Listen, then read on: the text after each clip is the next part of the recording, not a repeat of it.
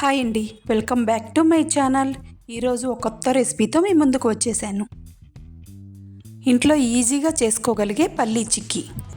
ఈ పల్లీ చిక్కీ అనేది పంటికి అంటుకోకుండా అచ్చం స్వీట్ షాపులో లాగా ఉంటుంది. ఒకసారి ఇలా ట్రై చేయండి. ప్రాసెస్లోకి వెళ్ళే ముందు నా ఛానల్ని ఎవరన్నా కొత్తగా చూస్తున్నట్లయితే లైక్ చేయండి, షేర్ చేయండి, సబ్స్క్రైబ్ చేసుకోవడం మాత్రం మర్చిపోకండి.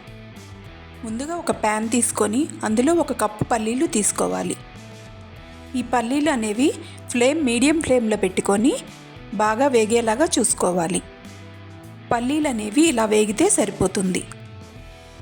పల్లీలు వేగిన తర్వాత మనం పొట్టు తీసుకోవడానికి కొంచెం కష్టంగా ఉంటుంది కదా, ఇలా ఒకసారి ట్రై చేయండి, ఈజీగా పొట్టు తీసుకోవచ్చు. ఇలాంటి ఒక గరిటె తీసుకొని అందులో పల్లీలు వేసుకొని ఇలా జల్లిస్తే ఈజీగా పొట్టు బయటకు వస్తుంది. పల్లీలు ఇలా కొంచెం కొంచెం వేసుకొని చేసుకుంటే పొట్టు అనేది ఈజీగా వస్తుంది. పల్లీలు అనేవి పొట్టు తీసుకొని ఇలా పక్కన పెట్టుకోవాలి. ప్యాన్ తీసుకొని మనం ఏ కప్పుతో పల్లీలు తీసుకున్నామో అదే కప్పుతో 1 కప్పు బెల్లం తీసుకోవాలి. ఈ బెల్లంలో వాటర్ అనేది కొంచెం వేస్తే సరిపోతుంది. వాటర్ కొంచెం వేయటం వల్ల పాకం అనేది మనకి తొందరగా వస్తుంది. ఇలా బెల్లం అంతా కరిగిపోతుంది. మనం ఈ బెల్లం పాకం అనేది మధ్య మధ్యలో చెక్ చేసుకుంటూ ఉండాలి. ఒక బౌల్లో కొంచెం వాటర్ వేసుకొని కొంచెం కొంచెంగా చెక్ చేసుకుంటూ ఉండాలి. పాకం అనేది ఎప్పుడూ ఇలా తీగ పాకంలాగా రాకూడదు. పాకం అనేది ఇంకా సరిగా రాలేదు, ఇంకొంచెం సేపు మరగనివ్వాలి. ఈ బెల్లం పాకం అనేది సిమ్లోనే పెట్టుకొని చేసుకోవాలి. కొంచెం సేపు మరగనిచ్చిన తర్వాత పాకం అనేది వచ్చింది.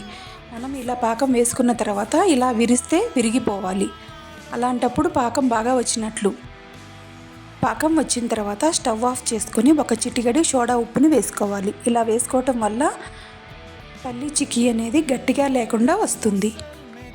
మనం ముందుగా పొట్టు తీసుకున్న పల్లీలని ఇందులో వేసుకొని బాగా కలుపుకోవాలి.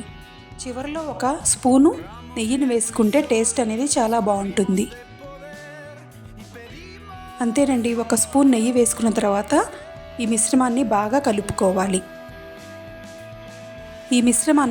కలుపుకోవాలి. ఒక ప్లేట్ తీసుకొని అందులో నెయ్యి రాసుకొని పక్కన పెట్టుకోవాలి. నెయ్యి రాసుకున్న ప్లేట్లో మనం ముందుగా తయారు చేసుకున్న ఈ పల్లీ చిక్కీ మిశ్రమాన్ని ఇందులో వేసుకొని బాగా స్ప్రెడ్ చేసుకోవాలి. అన్నీ సమానంగా వచ్చేటట్లు ఇలా బాగా స్ప్రెడ్ చేసుకోవాలి. ఇలా స్ప్రెడ్ చేసుకున్న తర్వాత ఒక 2 నిమిషాల తర్వాత మనకి ఇష్టమైన షేప్లో ఈ పల్లీ చిక్కీని కట్ చేసుకోవాలి. ఇలా కట్ చేసుకున్న తర్వాత మనం పల్లీ చిక్కీని ఒక 10 నిమిషాలు పక్కన పెట్టాలి. అంతేనండి, ఇంట్లో ఈజీగా తయారు చేసుకునే పల్లీ చిక్కీ రెడీ. ఒక్కసారి ట్రై చేసి ఎలా వచ్చిందో నాకు కామెంట్ బాక్స్లో కామెంట్ చేయండి. ఇలాంటి మరెన్నో వీడియోస్ కోసం నా ఛానల్ని లైక్ చేయండి, షేర్ చేయండి, సబ్స్క్రైబ్ చేసుకోవడం మాత్రం మర్చిపోవద్దు. ఈ పల్లీ చిక్కీ అనేది ఎలా వచ్చిందో ఒక పీస్ తీసుకొని ఇలా చూపిస్తున్నాను.